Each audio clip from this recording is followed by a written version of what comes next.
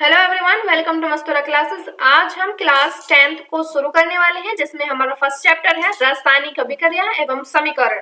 आज हम इस चैप्टर में जानेंगे कि रासायनिक अभिक्रियाएं क्या होती हैं और रासायनिक समीकरण क्या होती हैं, मतलब इनमें क्या डिफरेंट है, इसको हम समझेंगे। पहले हम देखेंगे रासायनिक अभिक्रिया क्या होती है, फिर रासायनिक समीकरण क्या है, रासायनिक समीकरण को कैसे बनती है और इसको कैसे संतुलित किया जाता है रासायनिक समीकरण को, इसमें हम जानेंगे। तो आइए देखते हैं पहले रासायनिक अभिक्रियाएं क्या होती हैं। आइए शुरू करते हैं। रासायनिक अभिक्रिया रासायनिक अभिक्रिया में दो या दो से अधिक पदार्थ अंतःक्रिया करके भिन्न रासायनिक गुणधर्म वाले नए पदार्थ बनाते हैं, तो उसे कहेंगे रासायनिक अभिक्रिया। मतलब हम अगर इसको आसान भाषा में, आम भाषा में समझे तो इसको ऐसे समझ सकते हैं। रासायनिक अभिक्रिया में जब रासायनिक अभिक्रिया होगी, रासायनिक अभिक्रिया में दो या दो से अधिक, दो होंगे पदार्थ या दो से अधिक होंगे पदार्थ अंदर अंदर क्रिया करेंगे। क्रिया करने के बाद कोई अलग रासायनिक गुणधर्म वाला ही नया पदार्थ बन जाता है। इसे क्या कहेगा? रासायनिक अभिक्रिया कहा जाएगा। अब जो रासायनिक अभिक्रिया है, ये जो रासायनिक अभिक्रिया में इसकी जो है कुछ पहचान होती है, जिससे कि हम पता लगाते हैं कि ये रासायनिक अभिक्रिया है या नहीं। आइए देखते हैं वो पहचान क्या है। रासायनिक अभिक्रिया की पहचान क्या है? हम दैनिक जीवन में रोज देखते हैं कि दूध का फट जाना, लोहे पर जंग लगना, भोजन का पचना। इसमें देखेंगे हम पहले दूध का फटना। जब दूध फटता है तो क्या होता है? पहले तो अवस्था चेंज हो जाती है, फिर उसमें क्या होगा? कलर चेंज हो जाएगा, फिर उसका क्या होगा कि गैस उसमें निकलेगी। जब दूध फट जाता है तो उसमें से गंदी सी स्मेल आती है, फिर उसमें क्या होगा? ताप में परिवर्तन हो जाएगा। ठीक है, ये सारी जो चीजें हैं दूध के फटने में होती हैं। अब लोहे में जंग लगता है। जब लोहे में जंग लगता है तो क्या क्या होता है? जब लोहे में जंग लगता है, मतलब किस तरीके से इसका लगता है जो लोहे में जंग, और किस तरीके से इसको संरक्षित किया जा सकता है। अब ये जो लोहे का जंग है, इसमें पहले तो ये है कि इसको मिट्टी में रख देते हैं लोहे को, तो जो जंग लग जाता है, या फिर पानी में रख देते हैं तो जंग लग जाता है, मतलब बारिश में हो जाता है, बाहर रख देते हैं तो जंग लग जाता है, या फिर ये ऑक्सीजन से क्रिया कर जाता है तो फिर भी जंग इसमें लग जाता है। अब हम देखेंगे कि जो लोहे पर जो जंग लगता है, इसको संरक्षित कैसे किया जा सकता है। इसको संरक्षित करने के लिए हमें क्या करना होगा कि लोहे को उठा करके सबसे पहले हमें क्या होगा? बंद कमरे में उसको रख देना है, लेकिन शर्त यह है कि उसमें मिट्टी ना हो, मिट्टी बिल्कुल भी उसमें ना हो। फिर उसको ऐसी जगह उसको संरक्षित किया जा सकता है लोहे को, और बंद कमरा हो ताकि उससे ऑक्सीजन से क्रिया ना कर सके। एक तो उपाय यह है। दूसरा उपाय यह है, उसमें जो लोहा है, लोहे पर पेंट करके उसको संरक्षित किया जा सकता है। जब पेंट कर दिया जाता है तो कहीं भी उसको रखा जा सकता है, बाहर या ऊपर या बारिश में, कहीं भी उसको रखा जा सकता है, जिस वजह से क्या होगा कि उसमें लोहे पर जंग जो है नहीं लगेगा। इस तरीके से जो है भोजन का पचना भी एक तरीके से रासायनिक अभिक्रिया है। जब हमारे अंदर भोजन जाता है तो क्या होता है कि उस पे हमारे अंदर एक जो है अम्ल होता है, जिससे कि जो भोजन है वो पचाने का काम करता है। ठीक है, इसी तरीके से जो है ये सारी जो है रासायनिक अभिक्रियाएं होती हैं। ये तो थी रासायनिक अभिक्रिया। ठीक है, हमने पहचान भी देख ली कि रासायनिक अभिक्रिया क्या होती है, उसकी पहचान क्या है। आइए अब हम देखते हैं कि रासायनिक समीकरण क्या होती है। जो रासायनिक समीकरण है, इसमें देखें जब मैग्नीशियम जो होती है, मैग्नीशियम वायु में उपस्थित ऑक्सीजन से अभिक्रिया करता है तो मैग्नीशियम ऑक्साइड का निर्माण होता है। मतलब कि जब मैग्नीशियम वायु में उपस्थित, जो वायु है, जो हमारे आसपास के जो वायु, उसमें क्या क्या है? उसमें हाइड्रोजन है, नाइट्रोजन है, ऑक्सीजन है, कार्बन डाइऑक्साइड है, बहुत सारी जो वायु है, बहुत सारी वायु इसमें पाई जाती है। तो इसमें ये क्या है कि जो मैग्नीशियम है, मैग्नीशियम क्या कर रहा है? मैग्नीशियम की अभिक्रिया किससे कराई जा रही है? मैग्नीशियम की अभिक्रिया ऑक्सीजन से कराई जा रही है। जब मैग्नीशियम की अभिक्रिया ऑक्सीजन से कराई जाती है तो हमें क्या प्राप्त होता है? मैग्नीशियम ऑक्साइड हमें प्राप्त होता है, मतलब इसका निर्माण हो जाता है। मतलब क्या क्या है? जो अभिकारक है वो क्या क्या है? अभिकारक है मैग्नीशियम और ऑक्सीजन। जब ये दोनों क्रिया करती हैं तो क्या होता है? मैग्नीशियम ऑक्साइड बनता है। अब लेकिन हम देखेंगे कि एग्जाम में ऐसा लिखा नहीं आएगा।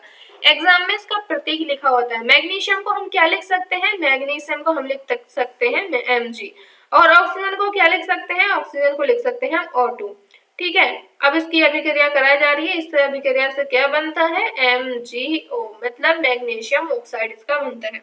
अब हम देखेंगे कि अभिकारक और उत्पाद, ये क्या है, ये जो चीज है ये क्या है, उत्पाद है, और ये क्या है, ये है अभिकारक। ठीक है, अभिकारक में हम देखेंगे Mg कितने हैं, Mg बराबर है 1, मतलब Mg क्या है, 1 है, और ऑक्सीजन कितने हैं, ऑक्सीजन कितने हैं, यहाँ पर 2 ऑक्सीजन है। ठीक है, अब हम यहाँ पर उत्पाद में देखेंगे जो हमें प्राप्त हुआ है Mg, Mg कितने यहाँ पर 1 है, और ऑक्सीजन कितने यहाँ पर, वो भी 1 है।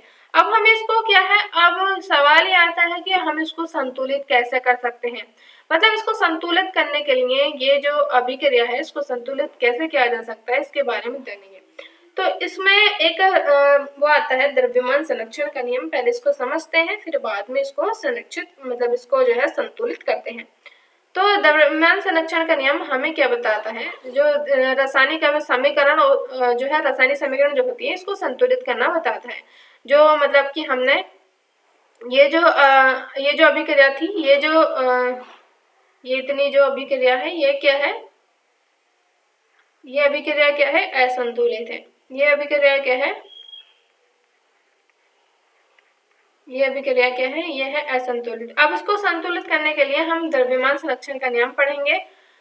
सूत्रों और प्रतीकों के माध्यम से अभिक्रिया को लिखना, मतलब कि हमने क्या लिखा था, सूत्रों की, जैसे कि ये जो है ये क्या है, सूत्र है। ठीक है, इस सूत्रों के माध्यम से हमने सूत्रों के और प्रतीकों के माध्यम से अभिक्रिया को लिखा है। ठीक है, हमने लिख लिया है। ठीक है, अब क्या करना है, द्रव्यमान संरक्षण का नियम हमें यह बताता है द्रव्यमान का न तो निर्माण होता है और ना ही विनाश होता है, मतलब कि द्रव्यमान को ना तो द्रव्यमान का ना तो निर्माण किया जा सकता है और ना ही उसका विनाश किया जा सकता है, ये हमें बताता है। तीर के दोनों ओर अभिकारक और उत्पाद परमाणु की जो संख्या है वो समान होनी चाहिए, मतलब हमें यह बता रहा है कि ये जो तीर का निशान है, मतलब कि यहाँ क्या है, अभिकारक। अब हमने इसमें क्या देखा था, जैसे हमने देखा था इसमें ये क्या था,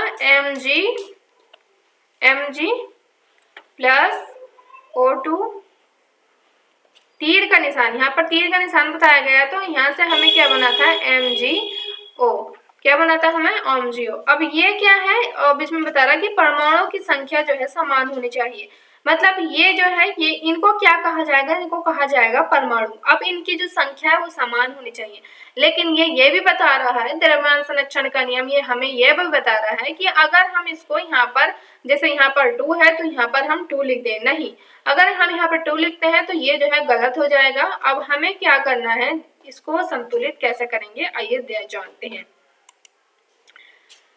हमें क्या बताया द्रव्यमान संरक्षण के नियम में, हमें द्रव्यमान संरक्षण के नियम ने ये बताया कि उसको द्रव्यमान को ना तो उसको बढ़ाया जा सकता है, ना ही उसको घटाया जा सकता है, मतलब कि ना तो उसमें वृद्धि की जा सकती है, ना भी उसमें ह्रास किया जा सकता है। अब हमारी जो समीकरण थी वो क्या थी, Mg, मैग्नीशियम का प्रतीक है MgO2, और तीर का निशान फिर क्या था, MgO। हमने इसमें क्या देखा था, जो अभिकारक था,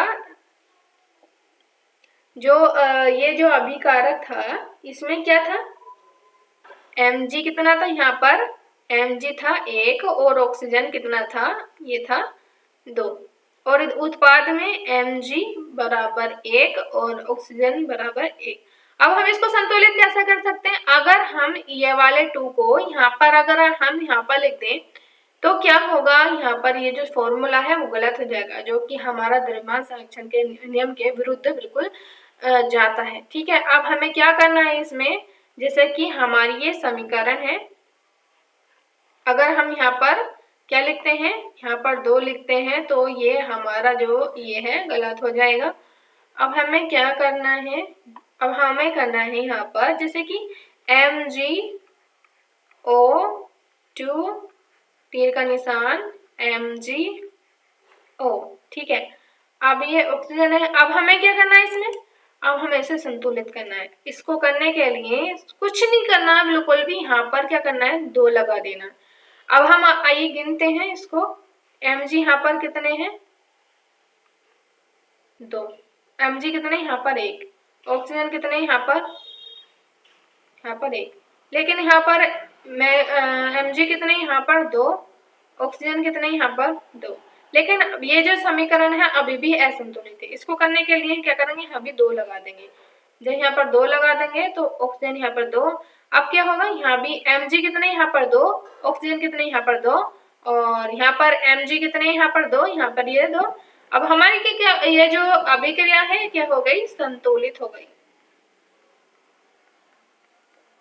ये अब हमारी जो अभिक्रिया है वो क्या हो गई, संतुलित हो गई। ठीक है, अब हम इसमें देखेंगे और भी एग्जाम्पल लेते हैं और आप भी अभ्यास कीजिए मेरे साथ।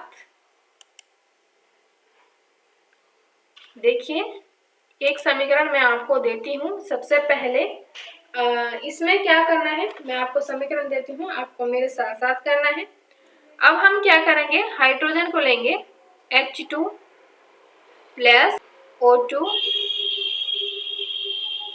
और इसमें क्या करना है, इससे हमें क्या बनेगा, जल प्राप्त होगा H2O। ठीक है, ये हमारा क्या है, ये एक सूत्र है। ठीक है, अब हम क्या करेंगे, हमें ध्यान में रखते हुए, द्रव्यमान संरक्षण का नियम ध्यान में रखते हुए हमें इस अभिक्रिया को संतुलित करना है। अब यहाँ पर क्या करना है, यहाँ पर 2 नहीं लगाना है। ठीक है, हम देखते हैं यहाँ पर हाइड्रोजन कितने हैं, गिन लेते हैं एकदम। यहाँ पर 2 है और ऑक्सीजन यहाँ पर कितने हैं, यहाँ भी 2 है और H2 यहाँ पर कितने हैं, यहाँ पर 2 है, लेकिन यहाँ पर कितने हैं, 2।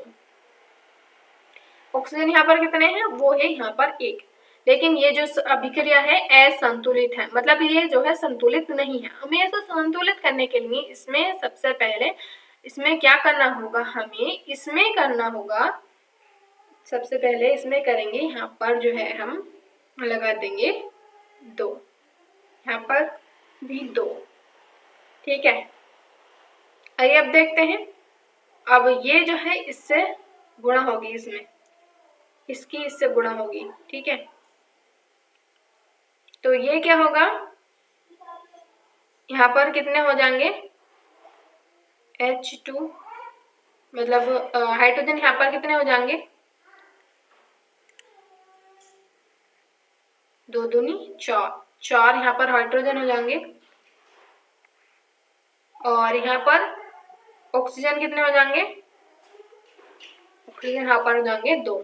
ठीक है, अब हम यहाँ पर देखते हैं, यहाँ पर क्या करना है, H2O ये हमें दिया हुआ है। अब यहाँ पर हाइड्रोजन कितने हैं, यहाँ पर हाइड्रोजन है हमारे यहाँ पर 4 और ऑक्सीजन यहाँ पर कितने हैं, ये हमें दिया हुआ है 2H2O यहाँ पर दिया हुआ है, तो हम इसको नहीं लिखेंगे, 2 यहाँ पर लिखेंगे हम। अब इसमें क्या करना है हमें, ये जो है यहाँ पर भी 2 हो जाएगा। ठीक है, हम यहाँ पर 2 नहीं लिख सकते, अगर यहाँ पर लिखते हैं तो जो हमारा फॉर्मूला है वो गलत हो जाएगा।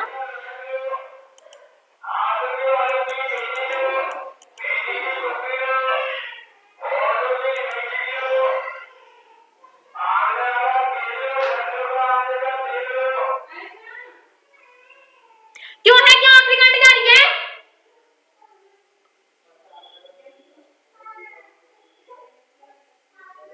खुद तो बना बना के बैठ जावे।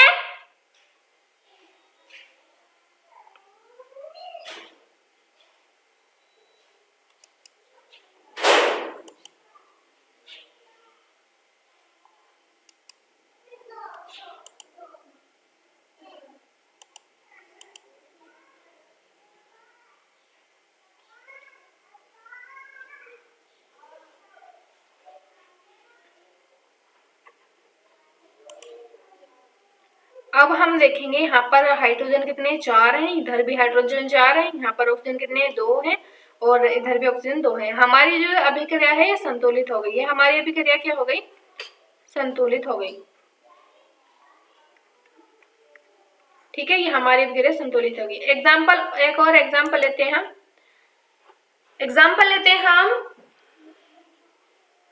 एग्जाम्पल है हमारा, एक अभिक्रिया लेते हैं नाइट्रोजन को N2 से लिखते हैं, N2 नाइट्रोजन की अभिक्रिया हम क्या कराते हैं, हाइड्रोजन से कराते हैं। नाइट्रोजन की अभिक्रिया हम नाइट्रोजन से कराते हैं तो हमें क्या प्राप्त होता है, NH3, मतलब हमें अमोनिया प्राप्त होता है। अब हम देखेंगे यहाँ पर कि यह अभिक्रिया संतुलित है या नहीं। यहाँ पर N2 कितने हैं, मतलब नाइट्रोजन कितने हैं, यहाँ पर 2 हैं। हाइड्रोजन यहाँ पर कितने हैं, हाइड्रोजन कितने यहाँ पर 2 हैं। और यहाँ पर नाइट्रोजन कितने हैं, यहाँ पर 1 है। हाइड्रोजन कितने यहाँ पर, हाइड्रोजन है यहाँ पर 3। ठीक है, अब ये हमारी जो अभिक्रिया है वो असंतुलित है। अब हमें इसे संतुलित करने के लिए हमें क्या करना होगा, पहले हम यहाँ पर लिखेंगे अपनी अभिक्रिया N2 प्लस H2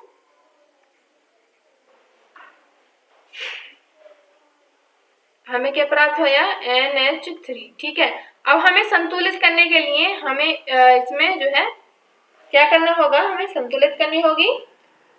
इसके आगे हम लगाएंगे 3 और यहाँ पर हम लगाएंगे, यहाँ पर हम लगाएंगे 2। अब हम देखते हैं हमारी जो अभिक्रिया है वो संतुलित है या नहीं।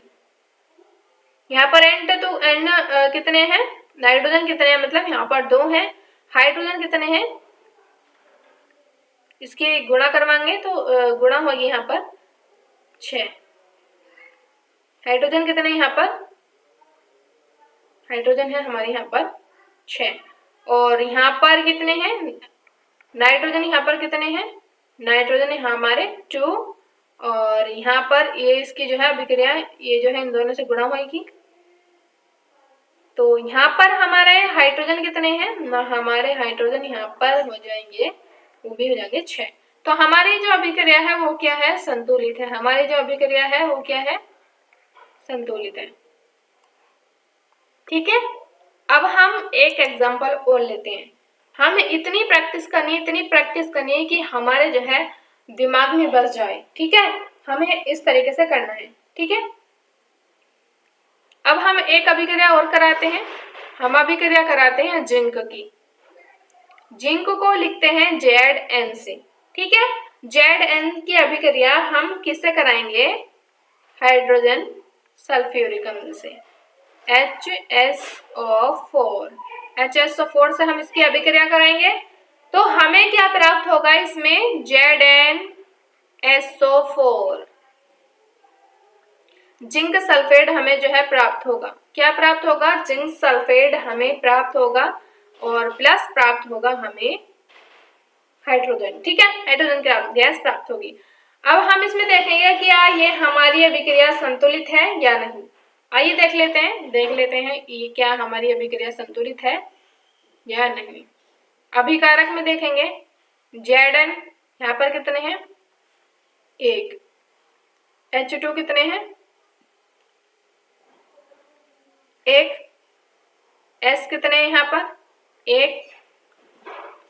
H2 कितने, सॉरी H2 है यहाँ पर 2, S1। और O कितने, ऑक्सीजन कितने यहाँ पर,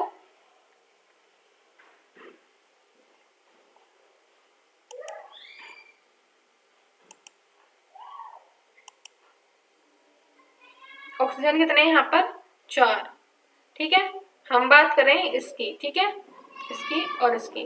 ठीक है, और यहाँ पर देखते हैं हम Zn है यहाँ पर 1, S है यहाँ पर 1, O है यहाँ पर 4, हाइड्रोजन कितने हैं यहाँ पर 2। अब हम देखते हैं कि हमारी अभिक्रिया ये संतुलित है या नहीं।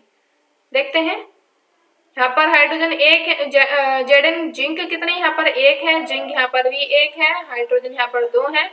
तो इधर भी हाइड्रोजन कितने 2 है और यहाँ पर सल्फर कितने 1 है, यहाँ भी सल्फर 1 है, ऑक्सीजन 4 है, ऑक्सीजन 4 है। मतलब कि हमारी अभिक्रिया क्या है, संतुलित है। हमारी अभिक्रिया क्या है, ये संतुलित है। ठीक है, हमने अब क्या जाना कि हमारी जो अभिक्रिया है मतलब इसको संतुलित कैसे किया जा सकता है, वो हमने ये जाना था। अब हम क्या जानेंगे, लेकिन ये जो रासायनिक अभिक्रिया होती हैं, ठीक है, ये क्या थी, रासायनिक समीकरण। अब रासायनिक अभिक्रिया के कुछ प्रकार होते हैं, उनके बारे में जानेंगे। ठीक है, हमने इसमें क्या देखा था कि जो संतुलन की जो हिट एंड ट्रायल विधि, ठीक है, देखी थी। सूत्रों के चारों ओर बॉक्स बनाए और मूल सूत्रों को ना बदलें, जैसे कि हमने इसमें नहीं बदला। सबसे बड़े यौगिक से शुरुआत करें, भौतिक अवस्था का संकेत दें कि ठोस है, द्रव है या गैस है, जली है। देखिए हमने जाना था इसमें, ठीक है। और हम इसमें जानेंगे कि रासायनिक अभिक्रियाएं जो होती हैं वो उसके कुछ जो है प्रकार होते हैं। इसमें क्या हमने जाना था, जो रासायनिक समीकरण हमने प्रैक्टिस की थी, इसमें जाना था कि इसका जो मूल वो है, मतलब मूल सूत्र है, वो चेंज नहीं होने चाहिए, ठीक है, हमने जाना था। अब हम क्या जानेंगे, रासायनिक अभिक्रिया के कुछ जो है भाग होते हैं। रासायनिक अभिक्रिया के भाग, पहला है संयोजन, वियोजन, फिर कई सारे भाग है इसमें। संयोजन अभिक्रिया में क्या होगा कि संयोजन अभिक्रिया में क्या होगा, अनेक अभिकारक होंगे और एक उत्पाद बनेगा। मतलब कि अनेक अभिकारक होंगे, मतलब कि इधर का क्या होता है, मतलब कि देखिए उदाहरण के लिए कोयले का दहन, मतलब कि ये क्या है, ये क्या है, अभिकारक है, मतलब अनेक अभिकारक है। दो या दो से अधिक पदार्थ मतलब अभिकारक होंगे, मतलब कि दो है, ये कितने हैं, दो हैं, दो हो या दो से अधिक हो, ये क्या है, अभिकारक है। क्या है ये, अभिकारक। ये क्या है, ये क्या बन रहा है हमें, उत्पाद, एक उत्पाद बनना है। यहाँ पर क्या बना है, एक उत्पाद बन रहा है, और यहाँ पर दो है या दो से अधिक क्या होंगे, अभिकारक होंगे, और एक ही उत्पाद बनेगा। क्या कहलाएगा, संयोजन अभिक्रिया कहलाएगा। क्या कहलाएगा, संयोजन अभिक्रिया कहलाएगा, ठीक है। दूसरा है वियोजन अपघटन अभिक्रिया, मतलब कि इसमें क्या होगा कि इसमें जो है एक एक क्या होगा, एक होगा इसमें अभिकारक, और कई सारे मतलब अधिक, दो या दो से अधिक क्या होंगे, यहाँ पर उत्पाद बनेंगे, ठीक है। यहाँ पर क्या बनेंगे, उत्पाद बनेंगे, दो या दो से अधिक उत्पाद बनेंगे। अब हम इसका एग्जाम्पल एक और लेते हैं, जो संयोजन अभिक्रिया है, इसका एग्जाम्पल लेते हैं, ठीक है। संयोजन अभिक्रिया में हमने क्या करा था पीछे, संयोजन अभिक्रिया में Mg प्लस O2 की अभिक्रिया किससे कराई थी, मतलब मैग्नीशियम की ऑक्सीजन से अभिक्रिया कराते हैं, हमें क्या प्राप्त होता है, हमें पता है ऑक्सीजन प्राप्त होता है, मतलब हमें क्या होता है, मैग्नीशियम ऑक्साइड प्राप्त होता है, और इसको संतुलित किया जाता है। इसको हम संतुलित करते हैं, यहाँ पर जो है, यहाँ पर भी हम 2 लगा देते हैं, और यहाँ भी हम 2 लगा देते हैं। अब ये हमें क्या दिख रहा है, ये क्या है, अनेक, मतलब एक या एक से अधिक, मतलब दो या दो से अधिक क्या होंगे, यहाँ पर अभिकारक होंगे। ये क्या कहलाएंगे, अभिकारक होंगे, और ये क्या कहलाएगा, ये क्या कहलाएगा, उत्पाद कहलाएगा। मतलब तीर से इधर वाला, मतलब एक जो बन रहा है, इसका क्या कहलाएगा, ये उत्पाद कहलाएगा, ठीक है। अब हम देखते हैं कि वियोजन अभिक्रिया में क्या है। वियोजन अभिक्रिया, जैसे कि हमने देखा यहाँ पर, ये इसका बिल्कुल उल्टा है, वियोजन अभिक्रिया में बिल्कुल उल्टा है इसका। वियोजन अभिक्रिया में क्या होगा, एक एग्जांपल लेते हैं यहाँ पर, जैसे एक एग्जांपल यहाँ पर दिया हुआ है चूने का, चूने की जो है, मतलब जो चूना है, चूने की जो अभिक्रिया है इससे कराई जाती है, मतलब कि चूने पत्थर की जो अभिक्रिया है वो मतलब इसके साथ कराई जाती है, तो बुझा हुआ चूना प्राप्त होता है, और यहाँ पर जो है कार्बन डाइऑक्साइड प्राप्त होती है, कार्बन डाइऑक्साइड प्राप्त होती है। तो ये क्या कहलाएगा, वियोजन अभिक्रिया कहलाएगी। ये क्या है, वियोजन अभिक्रिया का उत्पाद, मतलब कि उदाहरण है। अब हम एग्जाम्पल एक और ले सकते हैं इसका, एक एग्जाम्पल एक और लेते हैं, इसका लेते हैं CuSO4 न्यू पेज लेते हैं।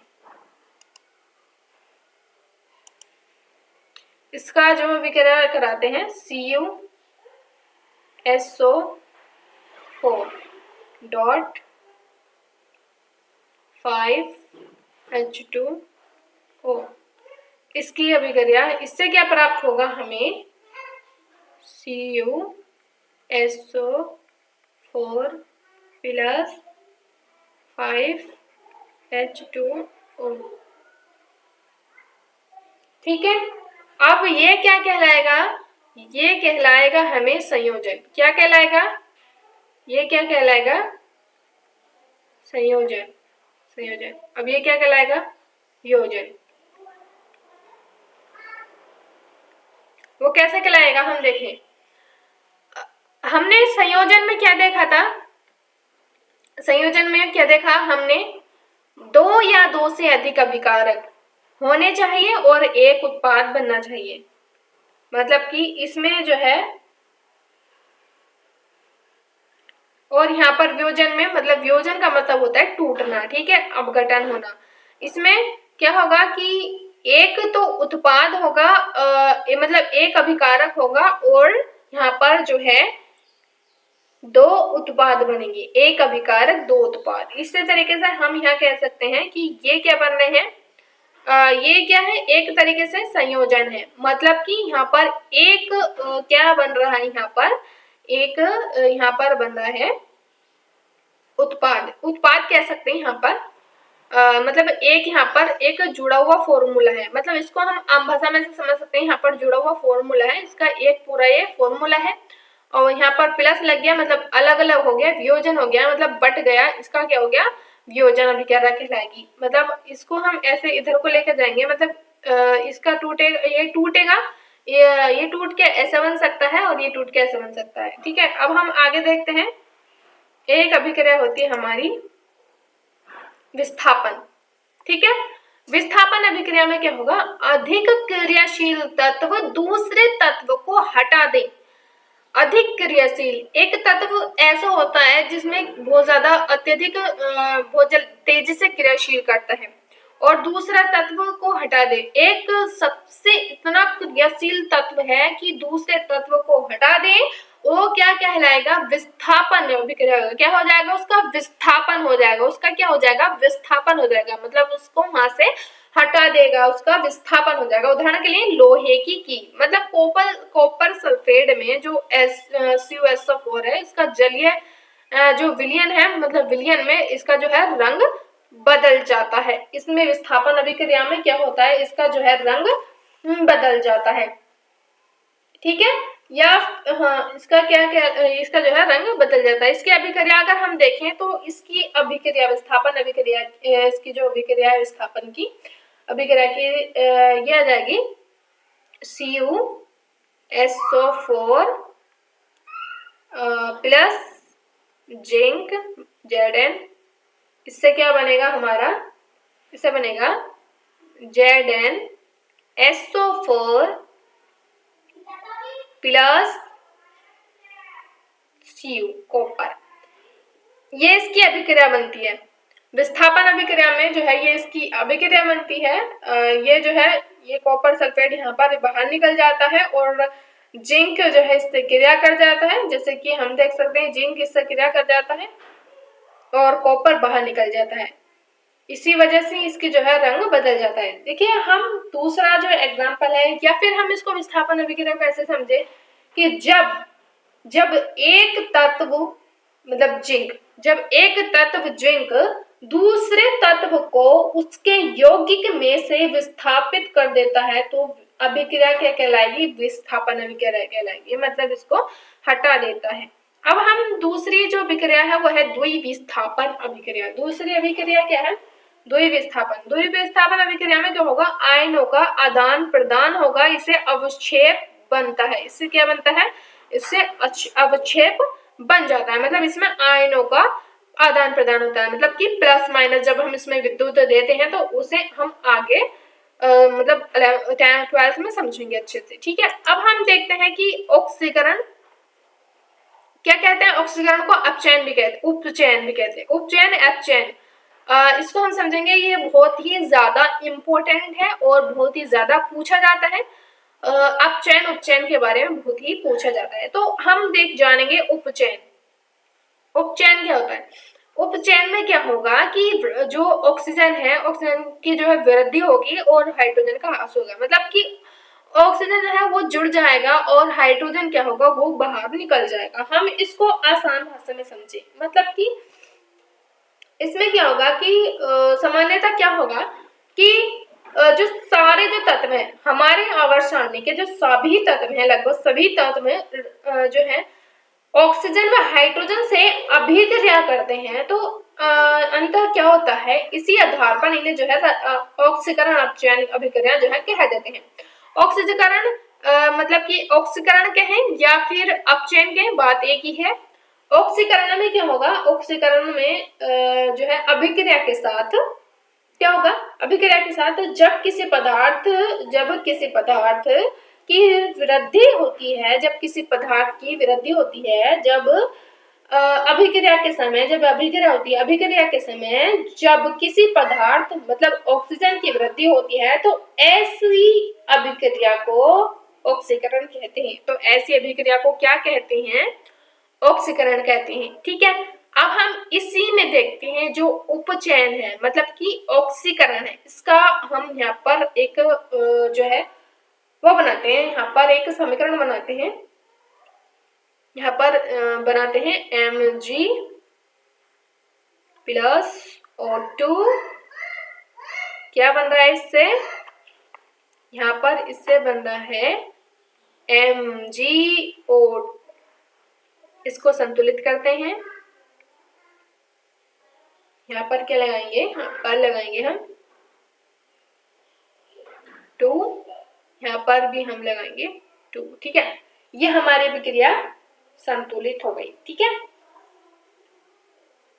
अब हमें इसमें क्या करना है, अब हम इसमें देखेंगे कि ये जो है ऑक्सीजन मतलब मैग्नीशियम से क्या बना, मैग्नीशियम ऑक्साइड, क्या बना, मैग्नीशियम से मैग्नीशियम ऑक्साइड, मतलब इसमें जो है इसमें हमें क्या देखना नजर आ रहा है, मतलब कि इसमें ऑक्सीजन का क्या हुआ, ऑक्सीजन इसमें जुड़ गया, मतलब यहाँ से जो है ऑक्सीजन यहाँ से जो है इसमें जुड़ गया, तो इसमें क्या हुआ, इसमें हुआ ऑक्सीकरण। क्या हुआ, इसमें क्या नजर आ रहा है हमें, इसमें ऑक्सीकरण, क्या आ रहा है इसमें, ऑक्सीकरण, या फिर हम कह सकते हैं उपचयन। अब हम यहाँ पर देखेंगे कि यहाँ से यहाँ पर, ठीक है, यहाँ से यहाँ पर, मतलब कि ऑक्सीजन से यहाँ पर। ठीक है, अब हम इसमें देखेंगे तो इसमें क्या हो रहा है, इसमें अपचयन नजर आ रहा है, मतलब कि यहाँ पर क्या था, यहाँ पर ऑक्सीजन कितने थे, यहाँ पर ऑक्सीजन थे 2 और यहाँ पर कितना है 1, मतलब कि इसमें ऑक्सीजन कितने हैं, यहाँ पर ऑक्सीजन का जो है वो हो गया, ह्रास हो गया, मतलब कि यहाँ पर घट गया, तो हमें यहाँ पर अपचयन नजर आता है। ठीक है, अब ठीक है, अब हम देखते हैं अपचयन, क्या देखते हैं, अपचयन। अब देखते हैं आगे अपचयन। अपचयन में क्या होता है, ऑक्सीजन का ह्रास होता है या फिर हाइड्रोजन की वृद्धि होती है। जैसे इसमें देखा था कि क्या होता है, इसमें ऑक्सीजन की वृद्धि या फिर हाइड्रोजन का ह्रास, ऑक्सीजन की वृद्धि होगी या फिर हाइड्रोजन का ह्रास होगा, क्या होगा, फिर अपचयन अभिक्रिया होगी, जैसे हमने इसमें देखा था। ठीक है, अब अपचयन में क्या होगा, या तो इसमें ऑक्सीजन का ह्रास होगा, मतलब कि ऑक्सीजन या तो इसमें घटेगी या फिर हाइड्रोजन में इसमें वृद्धि होगी, इसमें अपचयन में। ठीक है, अपचयन की अभिक्रिया मतलब कि इसमें परिभाषा अगर हम भाषा में समझें तो इसमें यह होगा कि अभिक्रिया में पदार्थ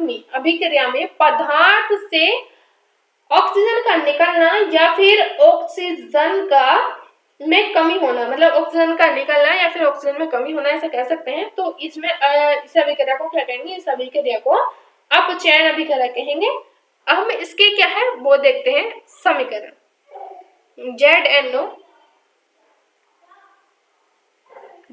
की अभिक्रिया, जिंक ऑक्साइड की अभिक्रिया किससे कराते हैं, कार्बन से कराते हैं। किससे कराते हैं, कार्बन से कराते हैं। इससे क्या प्राप्त होता है, CO प्लस Zn। अब इसमें क्या हुआ, हमें इसमें क्या नजर आ रहा है, यहाँ पर क्या नजर आ रहा है, यहाँ पर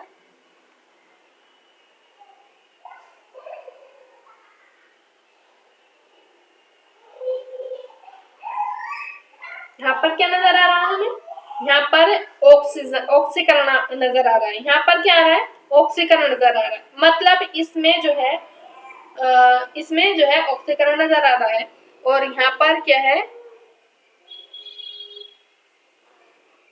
यहाँ पर क्या है, हमें यहाँ पर अपचयन नजर आ रहा है। हम किसकी परिभाषा देख रहे हैं, अपचयन की परिभाषा देख रहे हैं। तो यहाँ पर क्या नजर आ रहा है हमें, अपचयन, मतलब कि इसमें ऑक्सीजन का या तो ह्रास होगा या फिर हाइड्रोजन की वृद्धि होगी। इसमें ऑक्सीजन का क्या हुआ, ह्रास हुआ है, मतलब कि यहाँ पर जिंक ऑक्साइड था, यहाँ पर क्या बन गया, जिंक, यहाँ पर टोटल यहाँ पर जिंक रहेगा। तो मतलब कहने का यह है कि ऑक्सीजन यहाँ पर निकल चुका है। इसी तरीके से रेडॉक्स अभिक्रिया में अभिक्रिया जहां एक दूसरे मतलब कि इसमें क्या होगा, अभिक्रिया जहां एक अपचयत होती अपचयत और दूसरा अपचयत होता है। रेडॉक्स अभिक्रिया में एक में अपचयत होगी, एक में उपचयत होती। जैसे कि यहाँ पर देख सकते हैं, यहाँ पर क्या हुआ है, यहाँ पर अपचयन हुआ है, मतलब कि यहाँ पर अपचयित बोल सकते हैं या अपचयन, और यहाँ पर क्या है, उपचयत हुआ है, मतलब कि उपचयन हुआ है। ठीक है, इसको हम ऐसे कह सकते हैं। तो यहाँ आइए हम इसमें देखते हैं, कुछ महत्वपूर्ण शब्दावली देख लेते हैं। ऊष्माक्षेपी अभिक्रिया, उत्पाद के साथ ऊष्मा का उत्सर्जन, मतलब कि ऊष्मा का निकलना, ऊष्मा का क्या है, निकलना, उत्सर्जन होना मतलब कि निकलना। जैसे कि श्वसन। अब क्या है कि ऊष्माशोषी, मतलब कि ऊष्मा का अवशोषित करना, मतलब कि अपनी तरफ खींचना। क्या करना, ऊष्मा को अपनी तरफ खींचना, टेम्परेचर को अपनी तरफ खींचना। जैसे कि अभिक्रिया जिसमें ऊष्मा का अवशोषित होती है। ठीक है, अब हम आगे देखते हैं दैनिक जीवन में क्या होता है, उपचयन के अप्रभाव देखते हैं। यहाँ पर हो सकता है धातु या नमी या अम्ल से संपर्क होने से, जैसे लोहे पर जंग लगना या चांदी का कील पड़ना, मतलब कि चांदी का काला पड़ना, जो चांदी काली पड़ जाती है तो वो क्या होगा, अपचयन के प्रभाव हमें देखने पड़ेंगे, मतलब उपचयन के यहाँ पर प्रभाव देखने पड़ेंगे। या फिर लोहे पर जो जंग लग जाता है, यहाँ पर क्या होगा, उपचयन दिखता नजर आएगा। ठीक है, अब देखते हैं विकृत गंधिता, मतलब वसायुक्त खाद्य पदार्थ का ऑक्सीजन से संपर्क करने से यहाँ पर ये हमें देखने को मिलेगा। इससे बचाव क्या हो सकता है, जैसे कि हम देखते हैं कि चिप्स के पैकेट में क्या होती है, नाइट्रोजन गैस भरी होती है। ऑक्सीजन क्या होती है, मतलब चिप्स के पैकेट में, जब हम चिप्स का पैकेट खरीदते हैं उसमें नाइट्रोजन गैस भरी होती है। ठीक है, अब हम इससे कुछ महत्वपूर्ण जो है क्वेश्चन देख लेते हैं। पहला क्वेश्चन है, मैग्नीशियम रिबन को जलाने से पहले रेगमार को क्यों रगड़ा जाता है, तो उसको ऑप्शन नंबर होगा इसका बी, ऑक्साइड परत को हटाने के लिए। दूसरा क्वेश्चन है, श्वसन किस प्रकार की अभिक्रिया है, तो इसका जो है ऊष्माक्षेपी अभिक्रिया है, इसका आंसर सी होगा। अब हम अगला क्वेश्चन देख लेते हैं। अगला क्वेश्चन है, चिप्स के थैले में कौन सी गैस भरी होती है, इसका आंसर आप कमेंट बॉक्स में। कॉपर सल्फेट के विलयन में लोहे की कील डालने पर रंग कैसा हो जाता है, तो इसका आंसर ए होगा, फीका भस्मी पड़ जाता है। अगला क्वेश्चन है सिल्वर क्लोराइड को सूर्य के प्रकाश में रखने पर वह किस रंग का हो जाता है, तो इसमें जो है ग्रे कलर का हो जाता है, मतलब कि दूसरा रंग का हो जाता है। तो क्या है, आई होप आपको ये समझ आया होगा। आप अध्याय यहाँ पर समाप्त होता है। बेहतरीन काम, और अपने अध्याय 1 के मुख्य सिद्धांतों को सफलतापूर्वक पूरा कर लिया गया है, और इन नोट्स का नियमित अभ्यास करें, और आप हमारे चैनल मस्तूरा क्लासेस से जुड़े रहें। Thank you so much.